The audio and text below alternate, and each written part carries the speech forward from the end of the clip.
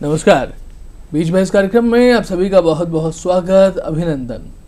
जल, पृथ्वी, अग्नि, वायु और आकाश, हम जानते हैं कि प्रकृति जो है वो इन पंच तत्वों से मिलकर के बनी है और हमारा शरीर भी इन्हीं पंच तत्वों से मिलकर के बना है। यानी कि हमारा शरीर और ये प्रकृति अपने आप में एक दूसरे के साथ सामंजस्य लेकर के चलता है, एक दूसरे के साथ में एक रूपता लेकर के चलता है। और इसी एक रूपता को अगर सही तरीके से रंग दे दिए जाएं तो फिर जीवन खिला खिला रहता है। लेकिन समस्या ये है कि इन पंच तत्वों के साथ में एक मनुष्य के रूप में व्यक्तिगत तौर पे हम और आप क्या कर रहे हैं। और सबसे पहले अगर हम बात करें जल तत्व की, तो उस जल के साथ में हमारी भूमिका जैसी होनी चाहिए, क्या वैसी है या वैसी नहीं है? अगर नहीं है तो उसके कारण क्या है? हम राजस्थान में निवास करते हैं और राजस्थान के बारे में कहते हैं कि भाई किसी भी तरीके से अगर आप हैं तो घी पी लीजिए, घी में कोई समस्या नहीं है, घी ढुल जाए तो कोई समस्या नहीं है, लेकिन पानी नहीं ढुलना चाहिए। राजस्थान में जल समस्या आज से नहीं, दशकों से है, लेकिन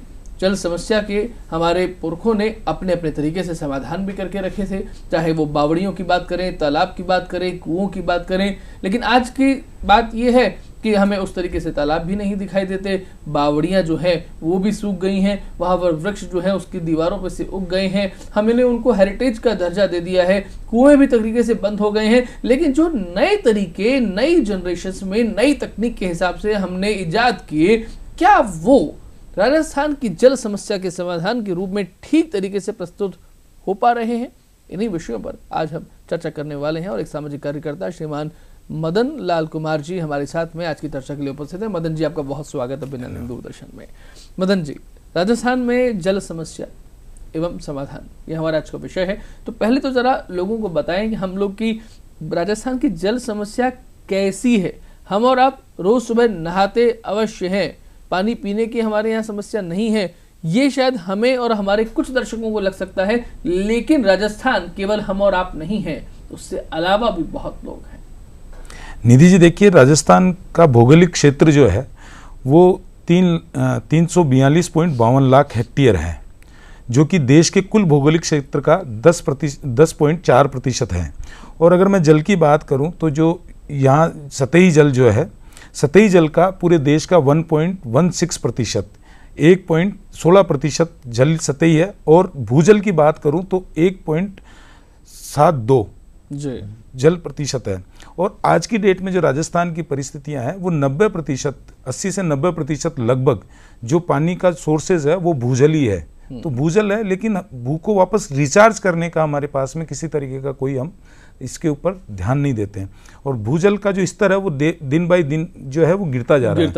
और आपने बात करी, बहुत अच्छी बात कही आपने, कि नदी नाले और जो जिस तरीके से तालाब हुआ करते थे, हर गांव के अंदर एक तालाब होता था, बावड़ी होती थी। आज की परिस्थितियों के अंदर गाँवों के अंदर तालाब, बावड़ी, ये सब चीज़ें देखने को नहीं मिलती है। उसका मैं जो समझता हूँ कारण ये है कि जितना भी विकास हो रहा है, हम विकास कर रहे हैं, सड़कें बना रहे हैं, वो बन रही है, बहुत अच्छी बात है। लेकिन जो भी एजेंसियां सड़कें बनाती है वो इस चीज़ का ध्यान नहीं रखती है कि जो बावड़ी है या आपके तालाब है, जिन जगह जो पानी के सोर्सेज थे पुराने, उनमें जो पानी की आवक है वो आवक उससे बाधित ना हो। और अगर ये बाधित नहीं होने का जो कारण है उसको दूर करने के लिए आपको वहाँ की जो लोकल बॉडीज़ होती है, पंचायत है, पंचायत समितियाँ हैं, उनसे आपको कोऑर्डिनेट करना पड़ता है। और जो ठेकेदार होते हैं या जो कार्य करने वाले लोग होते हैं, उनको लगता है कि अगर इन सब चीज़ों में हम पढ़ेंगे तो हमारा काम लेट होएगा या हमारी इस तरीके से। तो मैं जहाँ तक समझता हूँ आज की डेट में अगर रिफिलिंग नहीं हो रही है तालाब और नदियाँ, उसके अंदर जो सड़कें बन रही है उसके अंदर जो आने वाले एनीकट थे या वो थे, उनका ध्यान नहीं रखा जा रहा। और प्रॉपर पंचायत समितियों के साथ में या पंचायतों के साथ में उसका कोऑर्डिनेशन का कमी है, जिसके कारण से आज की डेट में पानी का भराव नहीं हो रहा है। क्योंकि आप देखेंगे निधि जी, अभी जितनी भी सड़कें बन रही है वो जो ग्राउंड लेवल है उससे ऊपर बनाई जा रही है। और ऊपर बनाने के कारण पहले जो सड़कें बनती थी वो बिल्कुल रोड सतही पे बनती थी, अब सतह से ऊपर बनती है। ऊपर बनने के कारण जो है वो जो आवक है पानी की, वो आवक रुकती जा रही है और हम आवक के ऊपर ध्यान नहीं दे रहे। और ये एक बहुत ही गंभीर विषय है। और एग्जैक्टली, और साथ साथ में सड़कों का बनाने का जो तरीका हम लोग पहले सुना करते थे कि नीम के पत्ते डाले जाएंगे और उस तरीके से काम किया जाएगा। आज भी हम देखते हैं कई बार सड़कें बनाने में वो प्रयुक्त होता है, लेकिन शायद दिखावट के लिए प्रयुक्त होता है, वैसे काम नहीं हो रहा। इसलिए शायद पानी जो है, जो बरसात का पानी आता है, वो धरती में जिस तरीके से जाना चाहिए वो जा भी नहीं पाता है, और नालों के माध्यम से वो एक तरीके से we are wasting the water. बिल्कुल आप सही कह रहे हैं निधि जी, हमको ये सोचना पड़ेगा। पहले आप पुराने ज़माने में अगर पानी का रिसोर्स देखते थे, आज भी हम आमेर की बात करें तो टाँके हैं, जो टाँके बने हुए थे वो टाँकों से हम लोग साल भर का पानी, हम इस चीज़ के ऊपर जो एक तरीके से जो ज्ञान होता है या हम तरीके से उसको जागरूकता कहते हैं, वो जागरूकता ख़त्म कर दी हमने कि वर्षा का पानी हमारे लिए कितना महत्वपूर्ण है। और मैं राजस्थान की बात करूँ तो राजस्थान के लिए तो बहुत महत्वपूर्ण है। और जो ये पानी जो व्यर्थ जा रहा है, अभी जैसे सरकार ने क्या है कि आपको टाँके बनाना ज़रूरी है, वाटर हार्वेस्टिंग बनाना ज़रूरी है, तो इन सब चीज़ों पे ध्यान दिया है। लेकिन मैं फिर एक बात अगर आज आपसे करूं तो ये है कि जो बारिश का माननीय पूर्व प्रधानमंत्री जो थे अटल बिहारी वाजपेयी जी, वो कहते थे कि नदियों को जोड़ दिया जाए तो जहाँ पे बाढ़ के पानी की व्यवस्था होती है। इसी तरीके का एक कार्यक्रम राजस्थान में माननीय पूर्व मुख्यमंत्री वसुंधरा राजे जी ने चालू किया था ईस्टर्न कनाल के नाम से। और जो दक्षिणी राजस्थान के अंदर जो चंबल से और उसकी जो नदियां हैं आसपास की, उनको जोड़ के और उत्तरी राजस्थान के अंदर पानी देने का कार्य करने की उसके अंदर योजनाएं बनी थी। वो 2017-18 के बजट में उन्होंने प्रावधान रखा था। तो वो भी एक मैं समझता हूँ राजस्थान के लिए अच्छा साबित हो सकता है अगर राजस्थान सरकार उस पर सही तरीके से काम करे तो। ठीक बात है। ये एक तरीके से हम लोग सरकार के तौर पर भी और एक सामान्य व्यक्ति के तौर पर भी हमें उस तरीके से काम में लेना चाहिए, और काम जो है वो मदन जी काम दिखना भी चाहिए लोगों को, क्योंकि जब लोगों को काम दिखता है, उस तरीके की बात है कि स्वच्छ भारत का इरादा कर लिया हमने, इस तरीके के नारे लगे और वो नारे जो है वो साकार भी हुए, क्योंकि जहाँ पर गंदगी होती है तो कोई भी व्यक्ति वहाँ आकर के गंदगी और डाल जाता है, लेकिन जहाँ साफ सफाई होती है वहाँ कोई व्यक्ति एक बार सकुचाता है कोई गंदगी डालने से पहले, क्योंकि उसे साफ सफाई दिख रही है। तो ऐसे में जनता को जब लगता है कि हाँ ये काम यहाँ पर पानी की दृष्टि से बहुत अच्छा हो रहा है, तो वो खुद भी उसका समाधान निकालने का प्रयास करता है। थोड़ा नहरों की बात भी हमें करनी चाहिए, क्योंकि नहरें जो हैं उनसे, जब चूंकि आपने नदियों के जोड़ने की बात की, तो उन्हीं नदियों से जब नहरें निकलती हैं तो वो कहाँ कहाँ पर जाकर के खेतों में फ़ायदा देती हैं, गाँवों ढाड़ियों में फ़ायदा देती हैं, इसका कोई एक ओर छोर नहीं होता। बिल्कुल आप ये बात सत्य है। मैं अभी कुछ समय पहले बूंदी के अंदर था और जिस तरीके से चंबल से उन्होंने नहरें निकाल के और वहाँ सिंचाई के लिए जो आज बारां और बूंदी को जिस तरीके से, बारां की मैं स्पेशली बात करूं तो जिस तरीके से बारां जिले को चंबल का पानी देके और कृषि के विषय में उत्पन्न किया, वहाँ के जो लोगों को रोजगार स्वरोजगार मिला है और कृषि को बहुत ही फायदा होता है। नहर परियोजनाएं जो होती है वो सबसे बड़ा आपके लिए जल आपका जो रिफिल तो करती है, लेकिन साथ साथ में आपकी कृषि के साथ साथ में आपका अंडरग्राउंड वाटर भी बहुत ऊपर होता है उससे। तो वो जो आप चीज़ें कर रहे हैं कि मैं आपको जो कह रहा है कि पहले खड्डे खोद के पानी को रिफिलिंग किया जाता था, वो सारी चीज़ें आजकल बंद हो गई है वो। और सरकार जितनी योजनाएं आज की तारीख में बनाती है, मेरे को लगता है जो कई बार जो है वो कागज़ों के अंदर ही दफन हो जाती है। लेकिन अभी मैं बात करूं निधि जी, माननीय प्रधानमंत्री जी की, नरेंद्र मोदी जी की, तो उन्होंने इस विषय को देखते हुए एक जल शक्ति मंत्रालय बनाया और जल शक्ति मंत्रालय बना के उसका जो उद्देश्य रखा कि भारत के अंदर ऐसा राजस्थान के जैसे और भी राज्य हैं जिनके अंदर ये समस्याएं हैं, तो इन समस्याओं को रोकते हुए कि आपको शुद्ध पिए जल, जो कि आज सबसे बड़ी समस्या है कि पीने के लिए शुद्ध पानी नहीं मिलता है, तो हर घर नल वाली योजना उन्होंने निकाली है। पानी का जो वेस्ट जा रहा उसके लिए योजनाएं बनाने के लिए एक मंत्रालय ही बनाया है। तो ये गंभीरता तो सही है कि भारत सरकार इसके ऊपर गंभीर है और इन विषयों के ऊपर ध्यान में रखते हुए इन विषयों को आगे भविष्य में सुधारने की कार्य कर रही है। आपने अच्छा बताया कि एक तरीके से भारत सरकार में जो मंत्रालय नया बना, जल शक्ति मंत्रालय, और बड़ी अच्छी बात यह है कि उस मंत्रालय के जो मंत्री हैं वो भी हमारे राजस्थान से ही आते हैं। तो अगर हम ये देखें कि ये मंत्रालय ने जो काम किया है और वो काम लोगों को कैसे नज़र में आ रहा है और उस काम की दूरदर्शिता कैसी है, क्योंकि काम केवल मदन जी आज के लिए नहीं होता कि आज आपने काम कर लिया और कल उसका असर दिख जाए। हो सकता है उस काम का असर हमारे आगे आने वाली पीढ़ियां भी देखें, जो शायद कुछ लोग आज अपनी दूरदर्शिता के कारण से देख पा रहे हैं और कुछ लोग उसे कोस रहे हैं। तो अगर हम बात करें इस तरीके से और प्रोजेक्ट्स की जो जल शक्ति मंत्रालय के द्वारा राजस्थान के लोगों के लिए दिए गए, गजेंद्र सिंह शेखावत जी ने उसकी शुरुआत की हो या प्रधानमंत्री जी ने, और आगे बढ़े। देखिए, जो जल शक्ति मंत्रालय की बात अगर मैं राजस्थान के अलावा पूरे देश में बात करूं तो 117 राज्य ऐसे हैं जिसके अंदर आपको हर घर के अंदर नल जो है वो व्यवस्था लागू हो गई है। 117 राज्य हैं निधि जी राजस्थान पूरे देश के अंदर, जिले और जिले और 45,000 पंचायतें हैं जो इस योजना का लाभ उठा के हर घर नल में मिले हैं। उनके पूरे जितनी 45,000 पंचायतों के हर घर के अंदर नल पहुंच गया है। और मैं अगर राजस्थान की बात करूं तो राजस्थान के अंदर जो है हर घर नल योजना के तहत जो लिए गए हैं उसमें 21,62,000 परिवारों को इसका लाभ मिला है। और इस लाभ के अलावा अगर मैं बात करूं तो करीब 27,000 करोड़ रुपए राजस्थान सरकार को जल शक्ति मंत्रालय द्वारा हर घर नल योजना के अंदर दिया गया है।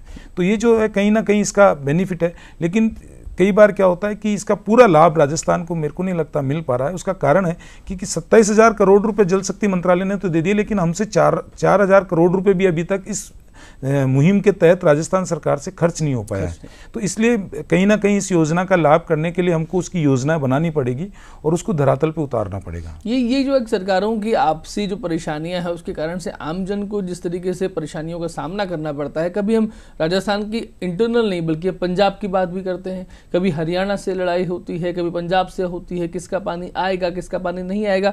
मदन जी, आपको नहीं लगता कि पानी पर राज्यों का हक है या पानी पर देश में रहने वाले नागरिकों का हक है? निधि जी, ये जो 2005 में एक जल समझौता हुआ था राज्यों का आपस में, और जो पानी है वो राज्य का विषय है। जो केंद्र जो हमारा संविधान है उस संविधान के तहत जो है पानी का विषय राज्यों का है और इसी पे राज्यों को ही चर्चा करनी पड़ती है। और आपस में जो नदियां एक दूसरे राज्य से गुजरती है तो उस गुजरने वाली राज्यों का आपस में वो बैठ के उनका मिल बांट के उनके ऊपर निकालते हैं कि 10-90 का प्रतिशत रहेगा, 50-50% पानी रहेगा या 25-75 का रेशो रहेगा। तो जो पानी के बंटवारे का रेशो है वो राज्य सरकारें तय करती है।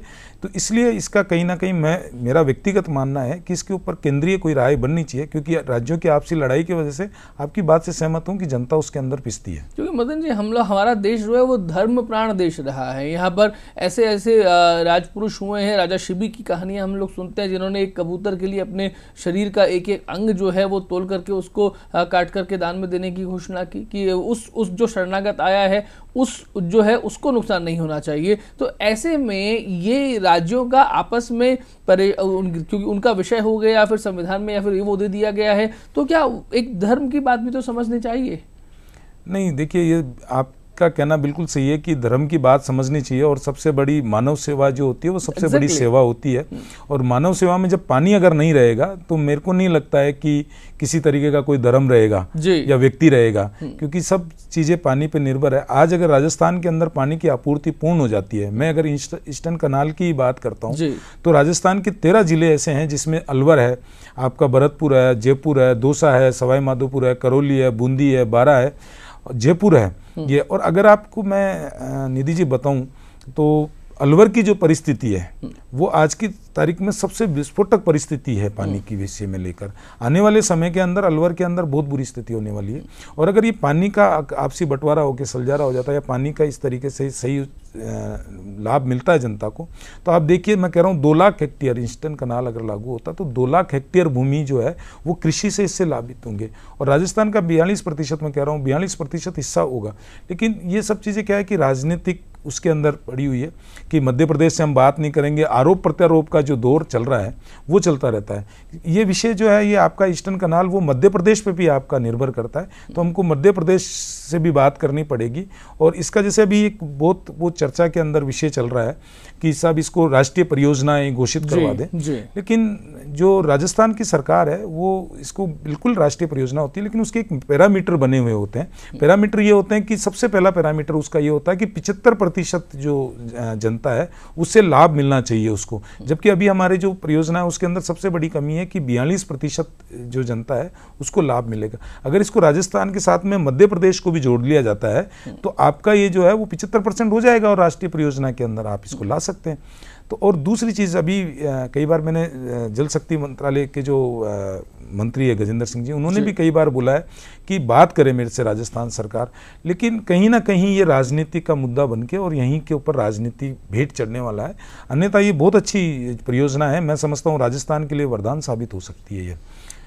ठीक बात है। और इवन जब वरदान की बात करेंगे, तो कि हम कार्यक्रम के पहले भाग में जब हम बात कर रहे थे वर्षा के पानी की, तो रेन वाटर हार्वेस्टिंग जो है ये अपने आप में एक बड़ा मुद्दा हो जाती है। हम लोग देखते हैं प्रधानमंत्री जी भी सोलर एनर्जी की बात करते हैं कि सौर ऊर्जा भारत में, सूर्य, अभी भी उन्होंने कुछ समय पहले ही अपने भाषण में कहा कि भारत बड़ा एक सौभाग्यशाली देश है जहाँ पर हमें चमकता हुआ सूरज 365 दिन मिला करता है। लेकिन सोलर एनर्जी पर भी भारत में उतना काम देखने को नहीं मिलता जितना हमें दिखना चाहिए। हर घर में सोलर प्लांट्स या फिर हर सरकारी डिपार्टमेंट में सोलर प्लांट्स, ठीक वैसे ही रेन वाटर हार्वेस्टिंग के ऊपर भी हम लोग क्या उतना काम कर पा रहे हैं जितना हमें करना चाहिए, मदन जी? नहीं, मैं समझता हूँ अभी जो है वो उतना काम हो नहीं रहा है। इसमें कारण क्या होता है कि जैसे केंद्र सरकार ने बोल दिया, उसके बाद में राज्य सरकार होती है, राज्य सरकार के नीचे जो है पंचायत समितियां होती है, पंचायत समितियों के नीचे जो पंचायत होती है, तो कहीं ना कहीं ऊपर से कोई चीज़ निकल के आती है। वो निकल के आने के बाद में पंचायत समिति या पंचायत तक वो जो कार्य होगा ना, जब इसका पूर्ण कार्य होगा। आपने योजनाएं बनाई हैं, बहुत योजनाएं बनती है, लेकिन वो आम जनता तक पहुंच नहीं पाती है। अब जो आप इसकी बात कर रहे हैं, ये जब लागू हो कि जब इसका पूर्ण तरीके से इसका लाभ मिलेगा, जब ये पंचायत स्तर तक पहुंचेगी। इस दूसरी चीज़ मैं आपको निधि जी बताऊं कि स्वच्छ भारत अभियान जो मोदी जी ने चलाया, आपने उसकी चर्चा भी की है आपने उसके अंदर। ये स्वच्छ भारत अभियान की बात मोदी जी से पहले कई लोगों ने की है, लेकिन वो पूर्ण तरीके से लागू नहीं हुआ। लेकिन जो मोदी जी का उसको लागू कराने का और आज की तारीख में उसको जो सफल हुआ है, उसका कारण क्या है कि उन्होंने जन भावना के साथ में जोड़ा इसके लिए। Exactly. और जन भावना को जोड़ने के साथ में लोगों को उसके लिए शिक्षित और प्रशिक्षित किया है कि आप इस तरीके का मत करिए। निधि जी, जान के मेरे को बड़ा आश्चर्य हुआ कि जब मैं एक बार चल रहा था, मेरा बेटा छोटा था, तो उस टाइम पे कचरा गाड़ी के बाहर फेंकने लगे, तो बोला नहीं, मोदी जी ने कहा है कि कचरा आप अंदर फेंकिए। तो वो जो मैसेज है, वो मैसेज स्ट्रॉन्ग देना पड़ेगा आपको, और चीज़ों को आपको उसको लागू कराना पड़ेगा, और उसके लिए आपको जो है जागरूक करना पड़ेगा, जनता को जागरूक करना पड़ेगा। आप कानून बना दीजिए, कानून या डंडे के जोर पे किसी चीज़ को लागू कर ही नहीं सकते जब तक आप जनभावना के साथ नहीं जोड़ेंगे, उस विषय की गंभीरता को नहीं बताएंगे, और गंभीरता के साथ साथ में उस विषय के लाभ और उसको जन चेतना नहीं लाएंगे, जब तक कोई भी कानून आपका। मतलब जी, कुछ आंकड़ों की बात अगर आप कर सकते हैं, कुछ फैक्ट्स ऐसे आपके पास में है कि पिछले कुछ समय में हम कहाँ पहुँचे हैं, कहाँ पहुँचने चाहिए थे, या फिर हमने कुछ प्रगति की है, या हम लॉस में गए हैं, तो इसका जो नुकसान है हमारे आगे आने वाली पीढ़ियों पर किस तरीके से, क्योंकि जब हम जनसंख्या की बात करते हैं, डेमोग्राफिक चेंजेस की बात करते हैं, आंकड़े बताए जाते हैं, विजन होता है अगले 20 साल का, 25 साल का, 30 साल का, तो क्या जल के संबंध में एक सामाजिक कार्यकर्ता के तौर पे आपने कोई विजन देखा सरकारों का या सामाजिक संगठनों का, या उसके बारे में लोगों से मिले, तो कुछ फैक्ट्स, कुछ आंकड़े ऐसा आपके पास में हो तो हमारे साथ में दर्शकों के साथ में शेयर करें। निधि जी, देखिए, आंकड़े जो है ना, वो किसी चीज़ को अगर धुलमिल करना हो ना, तो आंकड़ों का खेल बहुत अच्छा होता है। लेकिन जो मैं आपको आज बात करता हूँ कि जिस तरीके से ये जल शक्ति मंत्रालय भारत सरकार ने बनाया, मैं उसी तरीके की कोई योजना ऐसी राजस्थान सरकार की उम्मीद करता हूँ कि बनाए। और दूसरी चीज़ जो है, आंकड़े जो होते हैं ये विधानसभा, लोकसभा, ये इनके अंदर रख के और जनता को गुमराह हो जाती है, और आंकड़ों के खेल में जनता फंसती है ना, तो चीज़ें सही तरीके से हो ही नहीं सकती। आज अगर स्वच्छ भारत की आप जिस तरीके से सफलता की बात आप लेके आए थे, मैं उसी पे बोल रहा हूँ। बात करें तो कोई आंकड़ा नहीं है, लेकिन हर व्यक्ति के रूप में, हर आदमी के रूप में एक बात है कि वो कचरा नहीं फैलाता आज की तारीख में, और जब कचरा नहीं फैलाता तो वो स्वच्छ अपने आप है और स्वच्छता के ऊपर ध्यान देता है। मैं उसी तरीके से एक जो जागरूकता का मिशन लाने की बात है, मैं उसकी बात कर रहा हूँ कि आप जो जल है, मैंने आपको बोला कि जल जो नदी नाले भरेंगे गाँवों के, रिफिलिंग के ऊपर हम ध्यान देंगे गाँवों में। जो योजनाएं जैसे आप के ऊपर हम लेके आते हैं कि ये रोजगार मनरेगा जो योजना थे, उसके अंदर जो हम काम कराते हैं, उसमें गाँव में जल संरक्षण का काम कराया जाए। खड्डे खोदना एक बड़ी बात नहीं है, लेकिन उस खड्डे के अंदर पानी आना बड़ी बात है। आंकड़े की दूसरी बात करूं तो आपने भी रामगढ़ बांध को देखा है और मैंने भी रामगढ़ बांध को देखा है। ये सबसे बड़ा एग्जाम्पल है। आज जयपुर जो जिस तरीके से पानी की समस्या से जूझ रहा है, वो पानी की समस्या, अगर रामगढ़ बांध जिंदा होता तो जयपुर को पानी की समस्या से इस तरीके से जूझना नहीं पड़ता। एनीकट कहाँ गए वो एनीकट कहाँ गई, वो जो उसमें पानी की आवक होती है वो कहाँ गई। आप और हम अखबार पढ़ते थे, आज बीसलपुर देखते हैं, आपको अगर ध्यान हो तो, हम उस टाइम पे देखते थे रामगढ़ के बंदे में इतना पानी का लेवल आया, इतना आया, बंधा हुआ देखा है। मैंने चादर चलती देखी, आपने भी उसमें चादर चलती हुई देखी होगी। पूरे जयपुर शहर की जनता के लिए एक पर्यटक स्थल था। लेकिन आज की स्थिति में, अगर अभी मैं कुछ समय पहले गया था, तो स्थिति ऐसी है, वीराना पड़ा है वहां पे। तो आज अगर आप उस रामगढ़ बांध को भी जिंदा कर दें यार जयपुर के अंदर, तो मैं समझता हूँ बहुत बड़ी हमारे लिए इसकी लाभ मिलेगा जनता को, जयपुर की, और वो कई बार कोर्ट ने उसके ऊपर स्टे किया। लेकिन हुआ क्या कि आपके अधिकारियों के, आपके राजनेताओं के, लोगों के फार्म जो उस कैट एरिया के अंदर बन गए, और कई बार कोर्ट ने संज्ञान लेने के बाद भी हम लोग उसको खाली नहीं करा पाए। ये जयपुर के लिए सबसे बड़ा दुर्भाग्य मानता हूं मैं कि रामगढ़ बांध इस तरीके से मरेगा, मुझे उसकी उम्मीद नहीं थी। और अभी भी अगर आप रामगढ़ बांध को जिंदा कर सकती है सरकार, और उसके लिए कोई परियोजना लागू कर सकती है, या उसमें आवक पानी की वापस चालू कर सकती है, तो उसके लिए बहुत बड़ा होगा। और रामगढ़ बांध का भी मरने का एक सबसे बड़ा कारण जो है, एक तो कैच एरिया में लोगों के मकान बनना, फार्म हाउस बनना, इस तरीके की चीज़ें हुई थी। और वही सेम चीज़ आज आप अगर बिसलपुर बांध में देखेंगे ना, तो वही चीज़ें वहाँ होने लग गई है कि वो लोग ज़मीन खरीदने लग गए हैं, वहाँ पे रिसोर्ट्स बनाने लग गए हैं। और वो आने वाले समय के अंदर मेरे को नहीं लगता, अगर हम उस चीज़ के लिए गंभीरता नहीं समझ पाए, तो बिसलपुर बांध की भी हो सकता है यही स्थिति हो जाए। और बिसलपुर बांध से आप कितने दिन तक आप हर चीज़ का समाधान आज बिसलपुर से जोड़ के देख रहे हैं आप, कि पानी जयपुर को दे दो, अजमेर को दे दो, सिंचाई भी बिसलपुर से दे दो। तो मेरे को नहीं लगता अगर एक बार भी राजस्थान के अंदर बारिश का अगर कम प्रभाव हो गया, या वहाँ आवक कम हो गई, तो त्रासदी आप सोचिए, और सोच के आप उसकी गंभीरता को सोचिए कि किस तरीके की त्रासदी राजस्थान के अंदर होगी।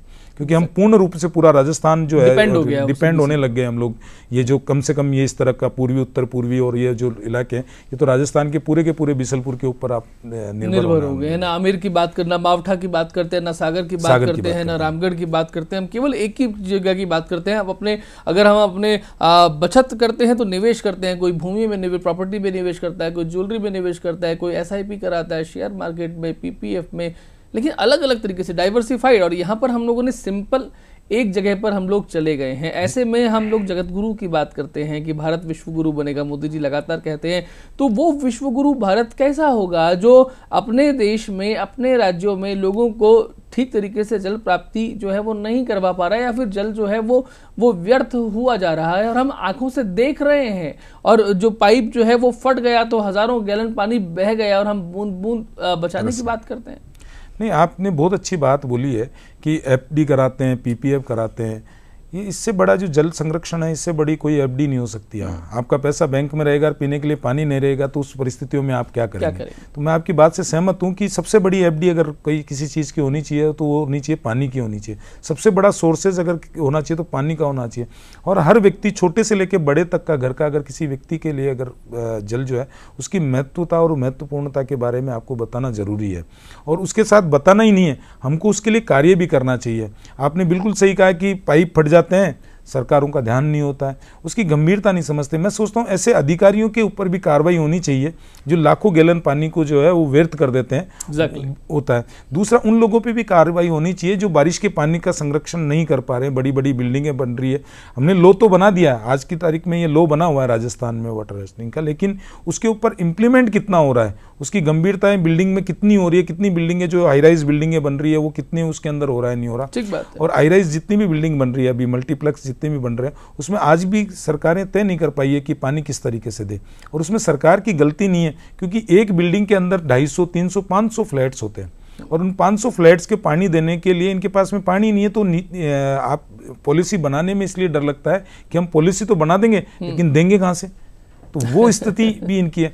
तीसरी चीज, जो भूजल का आज दोहन हो रहा है, उस दोहन को भी गंभीरता से लेना पड़ेगा आपको निधि जी, क्योंकि इस टाइम पे जो दोहन हो रहा है उसके ऊपर हम ध्यान ही नहीं देते थे। पंप हो रहे हैं, बोरिंग हो रहे हैं, और उस डार्क जोन के अंदर जहां बोरिंग होना मना है, वो धड़ल्ले से थोड़े बहुत पैसे खिलाता है और बोरिंग कर लेता है। तो वो जो इसका दुरुपयोग हो रहा है, वो मैं समझता हूँ उसका भी कहीं ना कहीं किसी तरीके से सोल्यूशन होना चाहिए, और उसके ऊपर कड़ा कानून बनना चाहिए ऐसे लोगों पे जो भूदोहन कर रहे हैं, जो इसके धरती का जो पानी है उसको निकाल के व्यर्थ गवा रहे हैं। इन लोगों के ऊपर निश्चित रूप से कार्रवाई होनी चाहिए। मुझे लगता है कि आज के कार्यक्रम में बहुत सारी चर्चा जो हुई है, और ये इन सब के बारे में जब आपने कड़ी कार्रवाई की बात की, आपने निगरानी की बात की, ये सारी की सारी बात एक बार फिर से वहीं जाती है कि हम वर्षा के दिनों की बात करते हैं, भगवान श्री कृष्ण की बात करते हैं, और गोवर्धन पर्वत की बात करते हैं, तो हम इंद्रदेव की बात भी करते हैं, साथ साथ में हम वरुण देव की बात भी करते हैं। अगर हम धर्म पर टिके रहेंगे, और धर्म के साथ में वो कहते हैं ना कि धर्मो रक्षति रक्षत है, यानी कि धर्म उसकी रक्षा करता है जो धर्म की रक्षा करता है, तो हमें ये देखना पड़ेगा